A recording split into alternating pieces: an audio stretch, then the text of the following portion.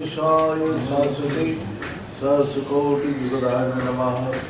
नमो कमलनाभाय नमस्ते जौलसैने नमस्ते केशवानंद वासुदेव नमस्ते। आकाशपतितं च यथा गच्छन्ति सागरं सर्वदेव नमस्कारयं केशवाय प्रतिगच्छन्ति। शङ्करं शङ्कराचार्यं केशवं बादरायणं शितहाश्चकितो वन्दे भगवन्तं पुनः पुनः। ईश्वराः गुरुरात्मेति मूर्तिभेदविभागिने भवद्भक्तदेहाय दक्षिणामूर्ताय नमो नमः। ॐ अखण्डमण्डलाकारं ज्ञानचराचरं तत्पदं दर्शितं येन तस्मै श्रीगुरवे नमः। गुरु ब्रह्मा गुरु विष्णु गुरुदेव महेश्वर गुरु साक्षात् परम ब्रह्म तस्मै श्री गुरवे नमः। ওই জল একটু গঙ্গা জল দিয়ে গঙ্গা জল দেবো কি? গঙ্গা জল যাওয়ার সময় শান্তি জল ছিল, সেটা এখন এখানে দেখে না।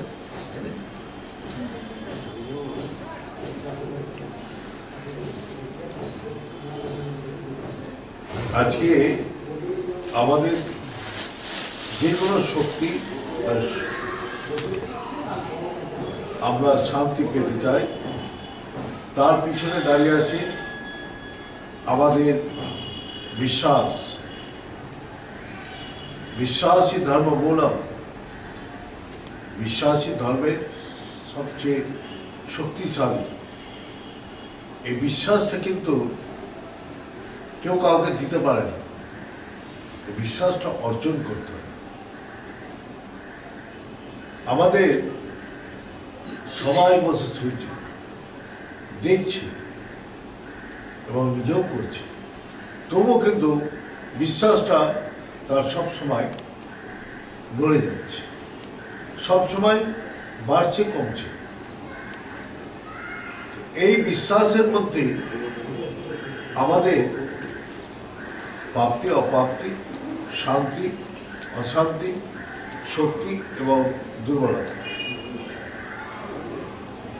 তা এখন বিশ্বাসটা যার যেখানে সেখানেই সে ধরবার চেষ্টা করে এবং সেটাকে ধরে সে জীবনে শান্তি আনন্দ সুখ লাভ করতে চায়, যার যেটা ক্ষেত্রে বিশ্বাস। আমাদের বলছে যে তোমার তিনটা জায়গা বিশ্বাস ছুটতে হবে। যে তুমি মূর্তিতে প্রস্তর ভাব,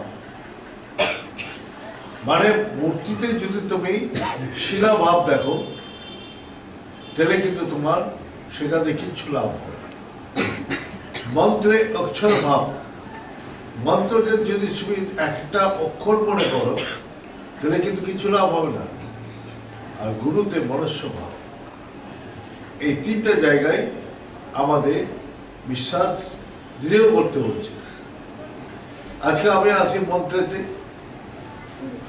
আমাদের শাস্ত্রে বা আমাদের মহাপুরুষরা বা আমাদের ঋষি মহর্ষিরা সবাই একটাই কথা বলেছে যে ভগবান সবকিছু থেকে ত্রাণ করার জন্য মন্ত্র সৃষ্টি করলেন এবং মন্ত্র সৃষ্টি করার পরে সেই মন্ত্রের দ্বারা তার পিছনে সমস্ত দেবতাদের প্রতিষ্ঠান করলেন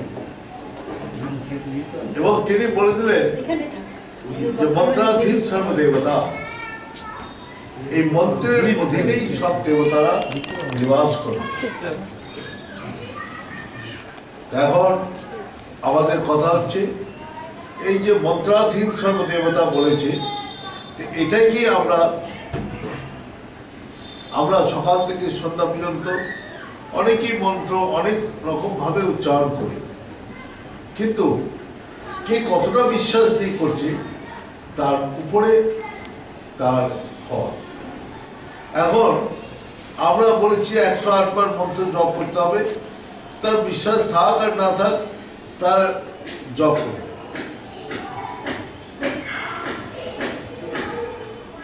এই জপের কোনো ফল সে পাবে না। দ্বিতীয়ত হচ্ছে যখন মন্ত্র জপ করবে তখন তার মন কি বলছে, মন্ত্র যে মনের অন্তে পৌঁছাতে হবে। মন্ত্র মানে যথার্থ না জেনেই যদি করতে যায় তাহলে মন্ত্রের কোনো ফল পাওয়া যাবে না। ক্লেভার মন্ত্র মনকে অন্তে নিয়ে যেত। অন্ত মানে যেখানে শেষ, মন স্থির হয়ে গেছে, আর কোথাও ছুটছে না, সে এক জায়গায় স্থির। সেইখানে বলছে যে মনের অন্তে পৌঁছে মন্ত্র স্মরণ করে। এখন আমরা মন্ত্র চলায়মান, সব সময় সংসারে বিভিন্ন বিষয়ে চলছে, কিন্তু সে তো বলছে আমি সকাল সন্ধ্যা সবসময় তো মন্ত্র জপ করছি, আমার তো কিছু হচ্ছে না। এবার আমাদের বিশ্বাস এবং বিশ্বাসের উপরে স্থিরতা আসতে হবে। বিশ্বাসটা কতখানি, এখানে ভগবান এবার তার পরীক্ষা নেবে যে তোমার বিশ্বাস কতটা দেখি। বিভিন্ন রকম প্রতিকূল পরিস্থিতি তৈরি করবে এবং পরিস্থিতি তৈরি করে তাকে দেখবে তার বিশ্বাসটা কতটা। তো আমাদের বিশ্বাসের অনেক রকম দৃষ্টান্ত, অনেক রকম দৃষ্টান্তের মধ্যে আমাদের বিশ্বাসের প্রমাণ করেছে, কিন্তু তাদের প্রমাণ শুনে তো আমার কিছু লাভ হবে না।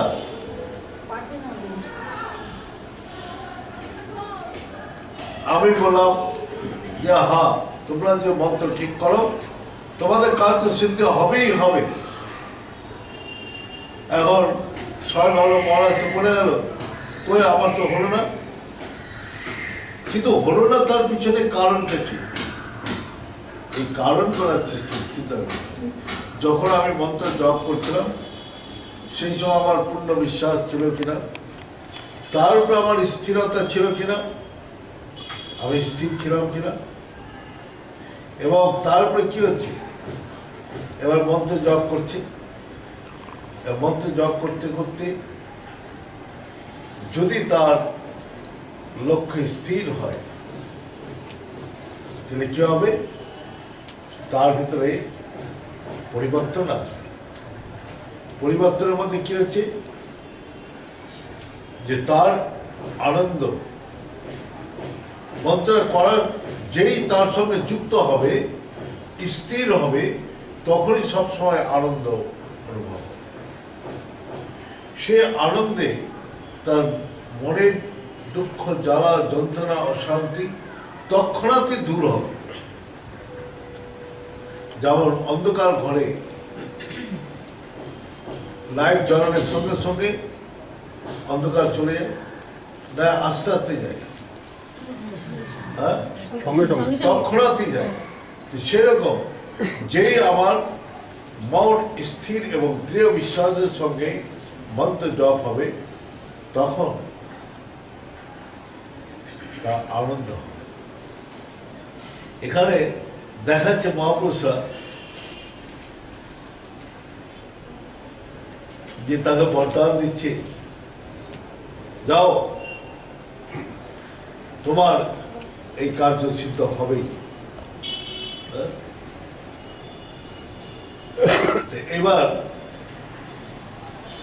এই যে কথাটা যে বলল, তার মধ্যে তার এই শব্দ, যে মন্ত্রের দ্বারা প্রত শব্দ যখনই তার বেঁচে সেটাই ব্রহ্ম শব্দ হচ্ছে। তাই এখন প্রত্যেকটা মানুষ অনেক কথা, অনেক জ্ঞানের কথা বলছে, কিন্তু কারো কথাই স্থায়ী হয় না। কিন্তু ঠাকুর রামকৃষ্ণজি, চৈতন্য মহাপ্রভু বা যেসব মহাপুরুষরা এই কথা বলে গেছে, প্রত্যেকের কথা এখনো সেটাই বিশ্বাস করছে। কেন বিশ্বাস করছে? তারা আগে নিজের মধ্যে সেটাকে উপলব্ধি করেছে এবং সেটাকে প্রমাণ করেছে এবং প্রমাণ করে দেখেছে, দেখার পর তারা সেটাকে প্রত্যেককে বলছে। আমরা পড়া কথা, শোনা কথা, দেখা কথা বলি, কিন্তু তারা তো জীবনে উপলব্ধি করে সেই কথাটা বলেছে। যেমন আমি যেমন আজকে বলছি সবারই সামনে, তো আমাকে গুরুজি বলেছে যে মন্ত্র তুমি যদি ঠিক মতো করো, তোমারও সব কার্য সিদ্ধ। তা আমার সঙ্গে অনেকদিন আগে ঋষিকেশে প্রথম চায়, তখন হঠাৎ একজন বাবাজি এলো। কোথা থেকে এলো, কি করলো আমি কিচ্ছু জানি না। সে এসে আমাকে বলছে যে हमको 1 रुपया दो। हमने बोला हमारे पास तो कोई पैसा है ही नहीं, तो मैं कहां से दूं। बोला ठीक है, एक काम करो, गुड़ खिलाओ, गुड़। हाँ, मैंने बोला मैं खिला सकता हूं, लेकिन मेरा पास कोई पैसा नहीं है।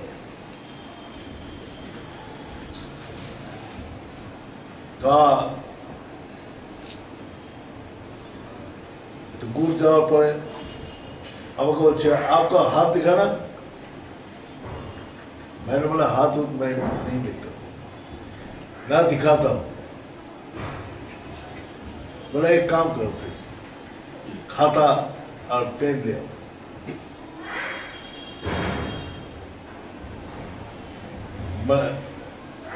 আমি যতই তার থেকে দূরে হটাবার চেষ্টা করছি, সে ততই আরো আমাকে বলার জন্য চেষ্টা করছে। তা এখন কি জন্য বলছে,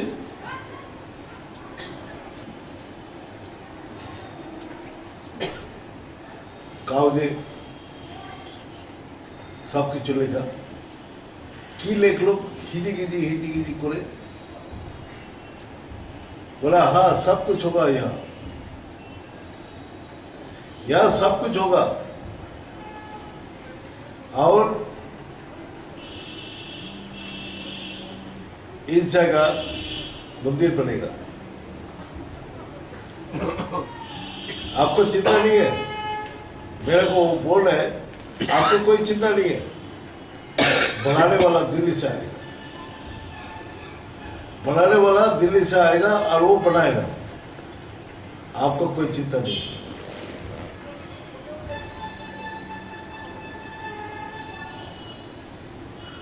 हमारा और कथाते कोनो इंटरेस्ट नहीं। बोला आपको कोई चिंता नहीं है, अब जिस काम से आया है वो आपको हो जाएगा। आज के যে জায়গাটা এবং এমন কি এস্টিমেট করে দিল যে এই টাকা খরচা হবে, সেই টাকাটার সংখ্যাটাও আমাকে বলে দিল। তখন ওখানে জঙ্গল, কিচ্ছু মন্দির কিচ্ছু নেই, কোনো কথাই নেই। সেইটাই ওখানে আজ হয়েছে। সে আমাকে চেনে না, আমিও তাকে চিনি, কিন্তু কোথা থেকে এলো, কোথায় কি করলো, কোথায় কি বললো, কিন্তু যা বলে গেল সেটা, কিন্তু তারপরে আর কোনোদিন তার সঙ্গে আমার দেখাও হয়নি, কিছুই হয়নি। কিন্তু যেগুলো বলে গেল সেগুলো প্রত্যেকটা সত্য। এবং আরেকটা কথা, যে গুরুজি তখন হুঁশিয়ারপুর ঝাড়িতে থাকতো জঙ্গলে, তো এইখান দিয়ে খাওয়ার জন্য সব সাধুরা যেত, ভিক্ষা গ্রহণ করত। তো একদিন একটা 4-5 বছরের বালক সে বলছেন, माताजी ये आपका गुरु है, ये आपको पहले जन्म में गुरु था, ये आपका सदगुरु है।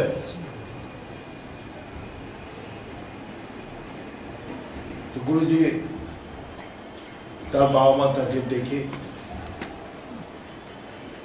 বলল যে আমার ছেলে এরকম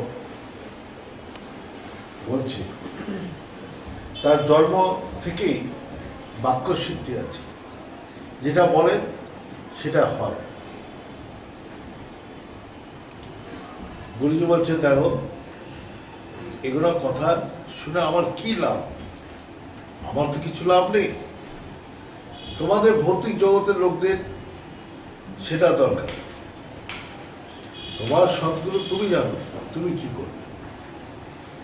পরবর্তী সময়ে তারা গুরুজি পুরা পরিবার গুরুজির ভক্ত ছিল।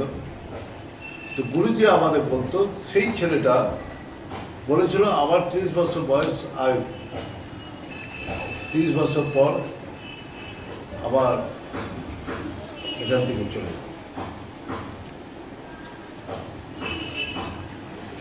এখন যে লোকে আসতো, যা বলতো সেটাই সত্য। এখন লোকে অনেকে বলতে যে এরা বাচ্চা ছেলে কি করে এগুলো বলতে পারে। সেই সময় দিল্লি চেনে বসন্ত বিহারে এমএল কাপুর, সেই সময় উনি ইনকাম ট্যাক্সে কমিশনার ছিলেন। তো ওই সময় ওর ইচ্ছা হলো যে এই ছেলেটা কি করে পড়ে। তো উনি আমাকে একদিন বললেন, এমএল কাপুর, যে আমি ওনার কাছে গিয়েছি। তো ওই ছেলেটা আমাকে দেখি বলছে, अंकल जी मेरा को आप पूछने आया ना, परीक्षा करने आया, आप यही पूछेंगे ना मेरा जेब में कितना पैसा है, इतना पैसा है, आप अपना जेब से निकाल के देखो। বলছে আমি সেই কপুর সাহেব বলছি যে আমার লাইফের টার্নিং পয়েন্ট ওটাই। আমি কোনোদিন বিশ্বাসই করতাম না, কিন্তু ছেলেটার কথাতে আমার বিশ্বাস হলো, এবং সেখানেই আমার গুরুজির সঙ্গে আমার দেখা হলো। গুরুজি বলল, তোমরা এই সাংসারিক কাজে এই ছেলেটাকে লাগিয়ে তোমাদের এই শক্তিটাকে নষ্ট করে দেবে, তোমরা একে সাধনা করতে দাও, তবে এটার বৃদ্ধি হবে। তো এখানে আমাদের কথা হচ্ছে, সেই ছেলেটাই আমার সঙ্গে একবার দেখা হয়েছে, আমার সঙ্গে একবার শুধু দেখা হয়েছে গোরখপুরে, সেই রাজপুত্রের মতো চেয়ার, লাল সাহেবের মতো চেয়ার। আমি গুরুজি নেমেছি, তো গুরুজিকে কি করে মানে ভগবানের মতো সেবা করতো সেটাই আমি দেখতাম। যে গুরুজির বিশ্রামপত্র নিয়ে ঘুরতো আগে, উনি মানে মাথায় নিয়ে, পুরীরা মাথায় নেয় সেরকম মাথায় নিয়ে हाथे झूलिए जावे, गुरु का समान है, ये तो सिर में ढोने के लिए है।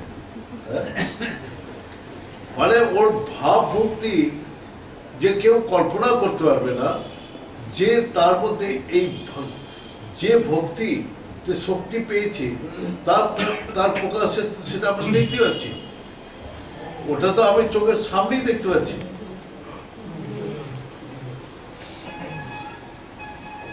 এখন ওর বাবা মার ভয় হলো যে এই ছেলে তো সন্ন্যাস নিয়ে চলে যাবে, যা প্রত্যেকটা বাবা মার হয়, ওর তাড়াতাড়ি বিয়ে দাও। तो गुरुजी को बोलते, गुरुजी हमको शादी दे, कुछ भी करे, लेकिन मैं 30 साल तक रहूंगा, 30 साल का बाद चला जाए। আমাদের কথাতে যে অমৃতস্বর পুত্র যে বইটা আছে তাতে ওই কথাটা উল্লেখ আছে, যারা বইটা পড়েছে।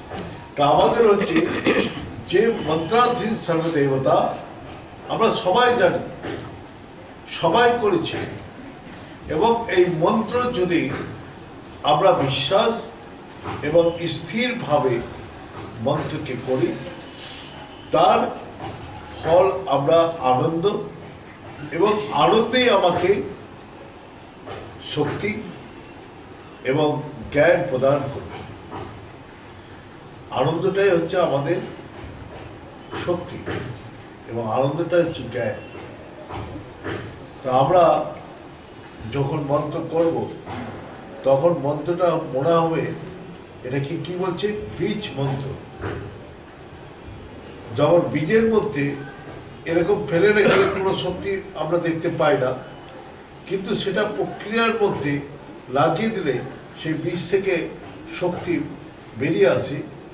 যেমন বীজের মধ্যে আমাদের পূর্ণ বিশ্বাস আছে এবং সেইভাবে আমরা স্থিরভাবে লাগিয়ে দিই। যদি বীজটাকে বারবার যদি জায়গা চেঞ্জ করি, সে বীজটাও নষ্ট হয়ে যাবে। এক জায়গায় স্থিরভাবে রাখতে হবে, তবেই সে অঙ্কুর শক্তি বেরোবে। সেরকম আমাদেরও শুধু বলছে বিশ্বাস এবং তার প্রতি স্থিরতা রাখতে হবে অন্তর। তাহলে কি হবে, সমস্ত মনের বিকারগুলোকে নষ্ট করে দেবে। মন্ত্র মন্ত্র মানে মনের সমস্ত আমাদের যে বিকার রয়েছে সেই বিকারগুলোকে দূরীভূত করবে। বিশ্ব বীজম নিখিল ভয়াহরম, এই বীজ দ্বারাই আমরা সমস্ত সংসারকে রচনা করেছি। এই বীজ দ্বারাই আমি কি করছি, সমস্ত ভয়কে হরণ করছি। বিশ্ব বীজম নিখিল ভয়াহরম, এই বীজ দ্বারা সমস্ত সংসারকে সৃষ্টি করেছি এবং এই বীজ দ্বারাই আমি এই সমস্ত ভয়কে হরণ করছি। এখন আমাদের মধ্যে যদি এই বীজ মন্ত্র আমাদের ফল দেখতে হয়, তাহলে কি করতে হবে, বিশ্বাস, পূর্ণ বিশ্বাস এবং আমাদের স্থিরতা এনে যদি আমরা মন্ত্রকে করি, তাহলে আমরা প্রথমেই পাব আনন্দ, আনন্দ পরে পাব ঐশ্বর্য, তারপরে আসবে জ্ঞান, তারপরে আসবে মুক্তি। তো এবার কি হচ্ছে, ঐশ্বর্য মানে এবার আনন্দ, তো আমরা বুঝতে পারছি আনন্দ হচ্ছে, আর মন কোনো দিকে ছুটছে না, এক জায়গায় স্থির হয়ে আছে। তখন তার আকর্ষণ শক্তি প্রবল হয় বলে সমস্ত ভৌতিক জগতের আমি একটু ইচ্ছা কোনো কিছু করেছি সেগুলাই তখন পূর্ণ করার জন্যে চতুর্দিক থেকে ছুটে আসবে। যে আমি কোনোদিন কোনো রকম ভাবে কল্পনাতে চিন্তা করেছি, সেই চিন্তাটাই তখন এসে পূর্ণ করবে। এবং তখন কি হবে, তার যতই ঐশ্বর্য আসুক না কেন, তাতে কিন্তু তার আনন্দ বা তার প্রাপ্তির কোনো মানে হ্রাস, দুঃখও থাকবে না, আনন্দও থাকবে না। এটা পায়নি বলে তার দুঃখ হচ্ছে, বা এটা পেয়েছি বলে আনন্দ হচ্ছে, তখন কোনোটাই থাকবে না। তখন একটা শুদ্ধ ব্রহ্মের সে আনন্দ উপলব্ধি হবে। সে যতই তাকে মান সম্মান প্রতিষ্ঠা খ্যাতি যশ যা কিছুই দেখ না কেন, সব কিছু তখন সেই আনন্দের কাছে সব ফিকা হয়ে যাবে। ফিকা মানে হচ্ছে যেমন আছে, অস্তিত্ব আছে, কিন্তু তার প্রভাব তার উপরে হবে। যেমন সূর্যের আলো যখন ওঠে তখন আকাশমণ্ডলের সব তারা নক্ষত্র সবই থাকে, কিন্তু তার আলোর সামনে সবাই মানে প্রভাব নিষ্প্রভাব হয়ে যায়, তার প্রভাব বিস্তার করতে পারে। সেরকম ভাবে এরপরে আসবে জ্ঞান। জ্ঞান মানে কি, কোনটা জিনিস গ্রহণযোগ্য, কোনটা ত্যাগ। তখন আমাদের ভিতরে যতই সে লাগাবার চেষ্টা করুক, যতই লোভ দেখাবার চেষ্টা করুক, আর কোনো কিছু ক্রোধও আসবে না, লোভও আসবে না, হিংসাও আসবে না। সবারই প্রতি ভালোবাসা আর সবারই প্রতি আন্তরিকতা, এটা অটোমেটিক এসে যাবে, তাকে আনতে হবে না, অটোমেটিকে আসবে। তাহলে এইখানে আমরা মন্ত্র যদি মনে করি, মন্ত্রের মধ্যেই চৈতন্য শক্তি আছে। মন্ত্র শুধু একটা অক্ষর নয়, এই চৈতন্য শক্তিকেই যদি আমি জাগাতে হয় তাহলে আমাকে পূর্ণ বিশ্বাস আর তার মধ্যে স্থিরতা আনতে হবে, তবেই এই শক্তিটা জাগবে। তাহলে এখানে আমরা মূর্তিতে শিলাভাব, মূর্তিতে আমরা যে মূর্তিটা দেখছি তার মধ্যে যদি শিলাভাব আসে তাহলে আমাদের শিবলিঙ্গে পূজা করছি, শিবলিঙ্গে পূজা করছি। তো এখানে আমি গেলাম হরিয়ানাতে স্বামী দয়ানন্দের অনেক প্রভাব আছে এবং দয়ানন্দের প্রভাবে ওখানকার সমস্ত লোকরা ভক্তি নষ্ট হয়েছে। ভক্তি নষ্ট হয়ে সেই সময়কার অনেক বড় বড় মন্দির, অনেক বিশাল বিশাল মন্দির সব নিষ্ক্রিয় হয়ে পড়ে আছে, কেউ যায় না। কেন যায় না?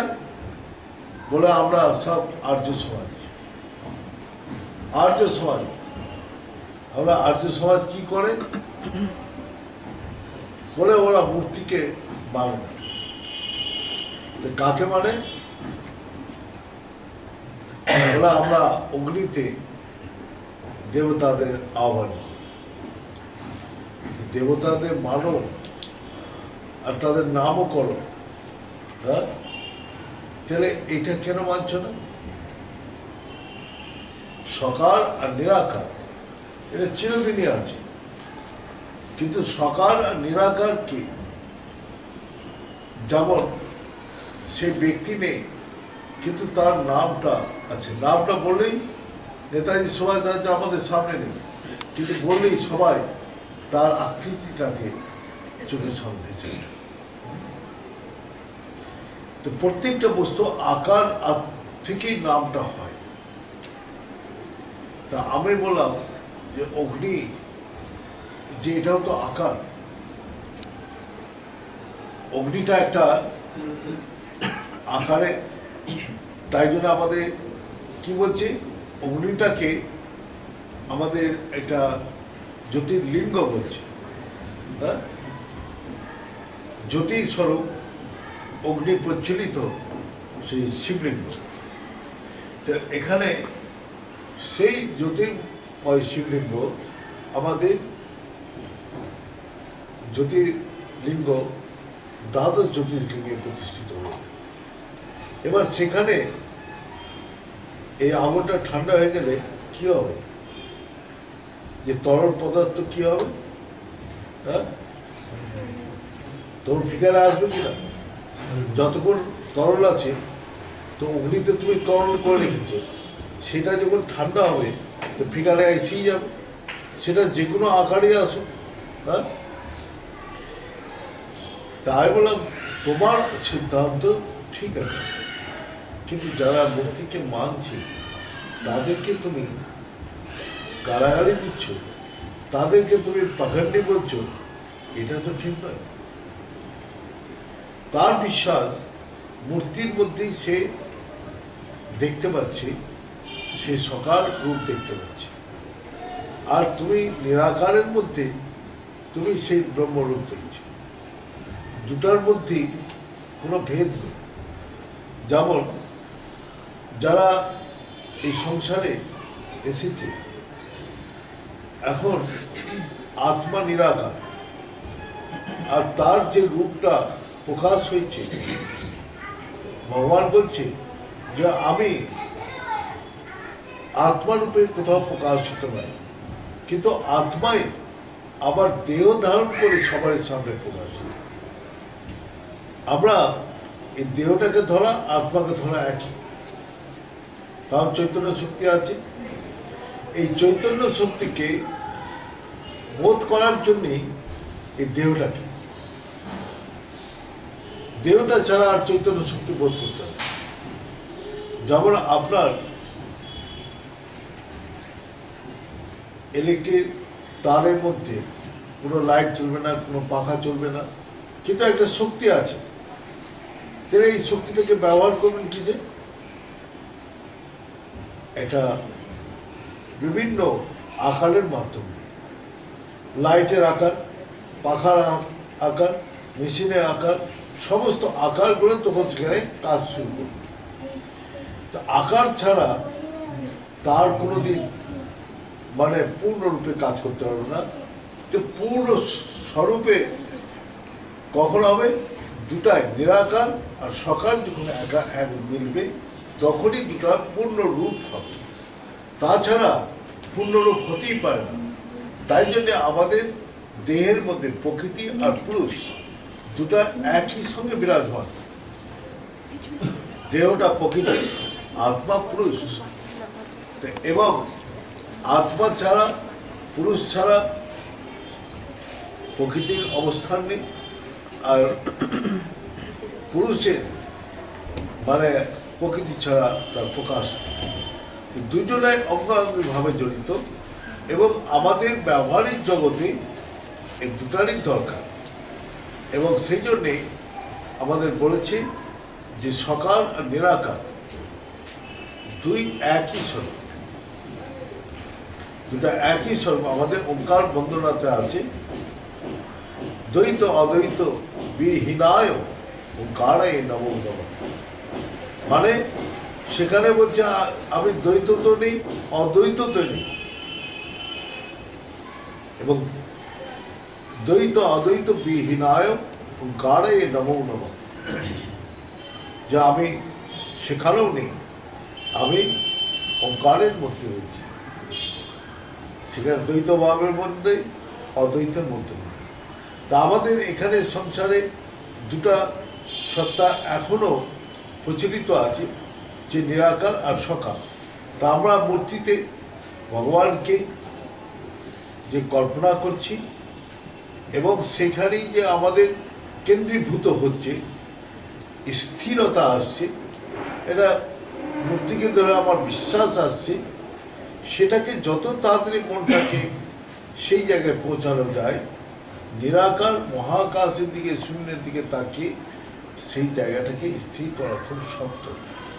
তো তাই জন্য বলছে যে আমরা ভৌতিক জগতে একটা কেন্দ্রেতে স্থির করার জন্যে আবার সকাল রূপেই আবার যেতে হবে, এবং সেটা সকালের যখন জ্ঞান হবে তখন নিরাকারও জ্ঞান হবে।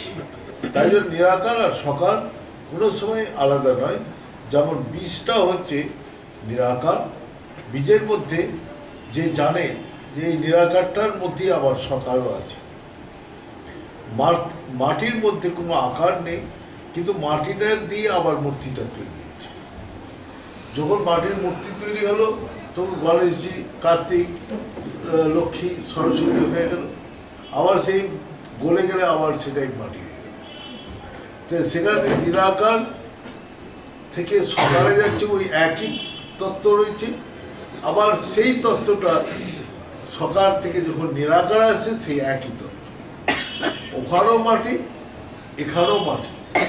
তখন আমরা কি হচ্ছে, এই দেখ মাটির মূর্তি, হ্যাঁ এটা পাথরের মূর্তি, তার মানে ওই মূর্তিটার সঙ্গে আমরা এটা লাগিয়ে দিচ্ছি।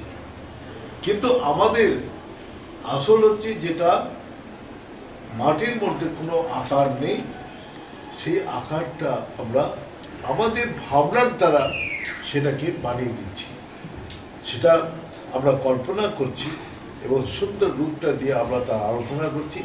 তার থেকে আমাদের খুব তাড়াতাড়ি তাতে মন স্থির, এবং তার থেকে আমাদের বিশ্বাস পূর্ণরূপে আসছে, এবং তাকে ধরেই আমরা তাড়াতাড়ি মন স্থির করে আমাদের মন্ত্রশক্তির দ্বারা আমাদের শক্তি লাভ করছি বা আনন্দ লাভ করছি।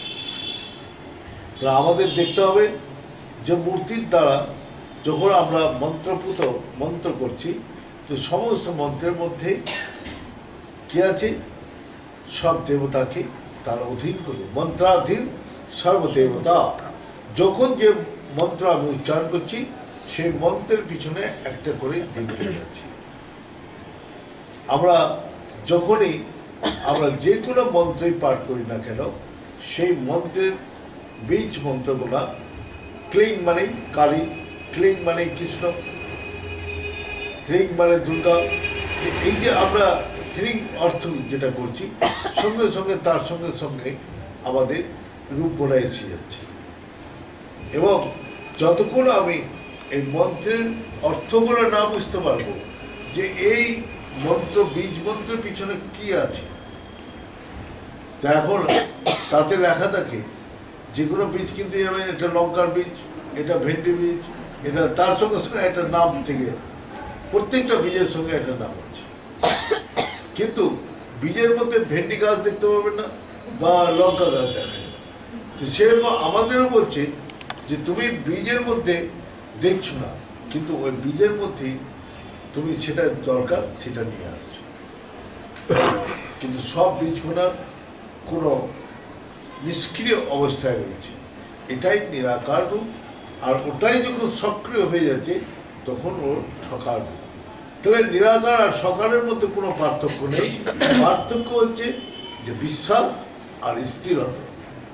যদি আমি বিশ্বাস পূর্ণরূপে রাখতে হয়, কেউ বলছে না এইভাবে মন্ত্র জপ করতে হয়, মালা এইভাবে ঘোরাতে হয়, কেউ বলছে এই মালা গোপনে ঘোরাতে হয়, কেউ বলছে এই মন্ত্র জোরে জোরে উচ্চারণ করছে, কেউ বলছে না জিহ্বা নড়বে না, কেউ বলছে ঠোঁট নড়বে না, কেউ বলছে মনে মনে মনে কর, কেউ বলছে শ্বাস প্রশ্বাসে কর। মানে বিভিন্ন রকম ভাবে মানুষকে বিভ্রান্ত সৃষ্টি করেছে। আর এই তো এই মন্ত্র করতে নেই, মেয়েরা অঙ্কার বলবে না, এরা এ বলবে না, কত রকম বিকার।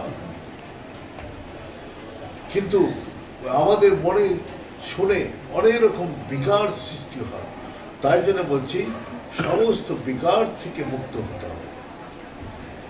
এবং আমি কার কাছ থেকে, যার কাছ থেকে এই শিক্ষা নিচ্ছি তার প্রতি আমার দৃঢ় বিশ্বাস হতে হবে, সেটাকে সদ্গুরু। এবার চলে এলো সদ্গুরু, যার থেকে সেই শিক্ষাটা নিচ্ছি তার উপরে যদি আমার পূর্ণ বিশ্বাস থাকে, তবে আমার মন্ত্র এবং ক্রিয়া দুটার প্রতি আমার নিষ্ঠা এবং স্থিরতা থাকবে, বিশ্বাস এবং নিষ্ঠিরতা থাকবে। আর যদি সেটার মধ্যে না থাকে তাহলে সে এগাত পাবে। তাই জন্য বলছি যে মূর্তিতে শিলাভাব থাকলে হবে না, মন্ত্রে অক্ষর ভাব থাকলে হবে না, গুরুতে আমাদের মনুষ্য ভাব থাকলে হবে।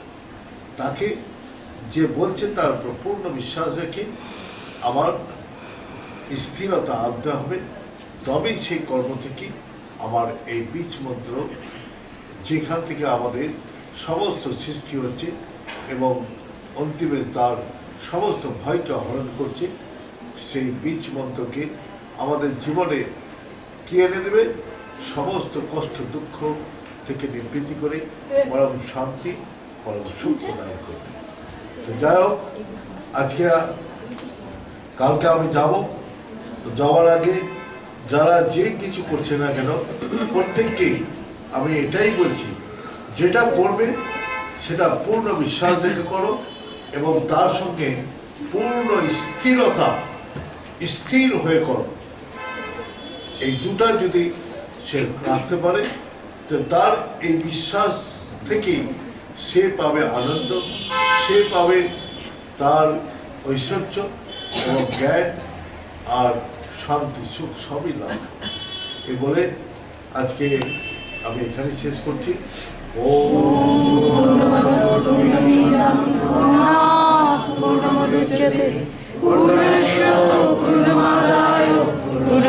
पूर्णमेवावशिष्यते। ओम शांति शांति शांति।